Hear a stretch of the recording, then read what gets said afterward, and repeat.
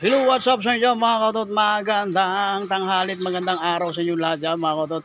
Ito na naman tayo ngayon mga kautot. Nagbabalik na naman tayo sa panibago na natin video ngayon. Ako nagpapasalamat pala doon sa kay Ma'am Police. Ayan. Binigyan niya ako ng ng pera dahil nagpapasalamat siya sa akin dahil yung wallet niya naiwan doon sa jeep ko.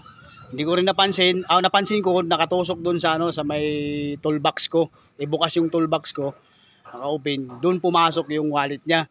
So ngayon, nag-isip naman din ako, sabi ko, alam ko na may maghahanap talaga ng ng itong na to, bagay na to doon sa terminal. So ngayon nung dumating na ako doon sa terminal, pagbalik ko, andun si Ma'am naghintay. At sabi ng mga kasamahan ko, kung may naiwan mara wallet. Sabi ko, oo, mayroon naiwang wallet dito. Pero hindi ko tiningnan kung ilan yung laman, kung magkano yung laman. So ngayon Ma'am, maraming salamat talaga si Ma'am na binigay mo sa akin na kaunting tulong. Binigyan mo ako ng 1,000. So maraming salamat po talaga sa inyo lahat, Ma'am. Hindi ko naman nakilala yung pangalan ni Ma'am kung anong, basta si Ma'am Police yun, si Ma'am. Maraming salamat talaga si Ma'am na binigay mo sa akin na baga dalawang ikot ko na rin yun, 1,000.